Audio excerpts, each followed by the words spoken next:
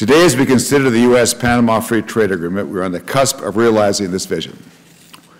Once Congress approves the free trade agreements with Panama and Colombia, it will be possible to travel from Tierra del Fuego at the southernmost tip of South America up to the Arctic Circle entirely through nations that have FTAs with the United States. This route will take a traveler from Chile to Peru to Colombia, then on to Panama.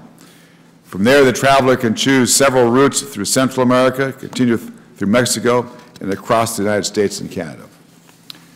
This linkage, which has been 2 decades in the making, is a remarkable achievement.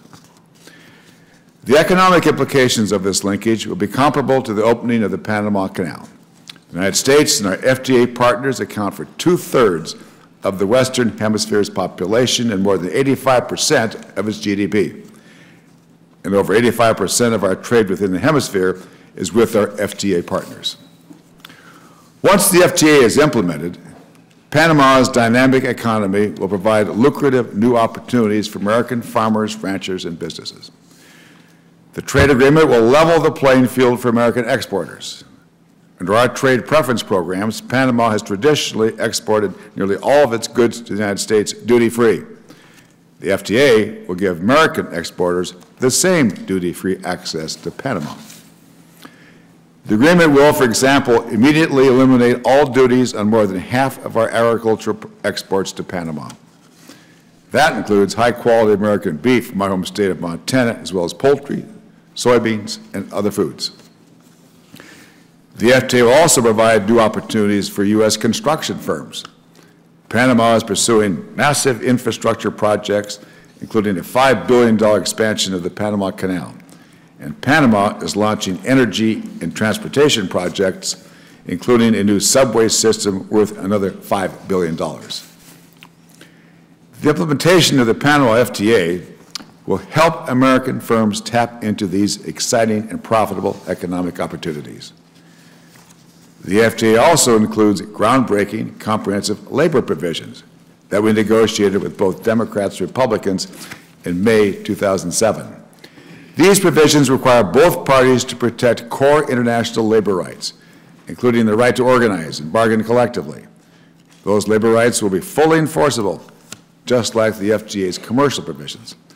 And Panama has made far-reaching changes to its labor code to comply with the FTA's labor provisions. Panama has also signed a tax information and exchange agreement with the United States, which will help us combat money laundering and offshore tax evasion. This is very important. Concerns about these issues have long stalled the FTA, so it is great news that Panama has not only completed and signed the tax agreement, but ratified and implemented it as well. Panama has done its part. Now we must do our part. We must approve the U.S. Panama Free Trade Agreement. As we move forward with the agreement, we must be mindful of the bipartisan cooperation that has made it possible to expand free trade from Tierra del Fuego to the Arctic Circle. Trade adjustment assistance has also been a cornerstone of that cooperation. Trade adjustment assistance retrains American workers who have lost jobs due to trade because imports have increased or factories have moved overseas. And TAA, Trade Adjustment Assistance, helps workers take advantage of the new opportunities that trade creates. That is why a long-term reauthorization of a robust TAA program must move in tandem with our pending trade agreements with Panama, Colombia, and Korea. I don't know the sequence of those FTAs combined with the Trade Adjustment Assistance. I don't know what's going to come before the other. I don't know which house moves before the other. But I do know that they must move together as a package, an agreed-upon agreement that both TAA and the FTAs will pass in this Congress. Otherwise, nothing passes. And it's all or nothing.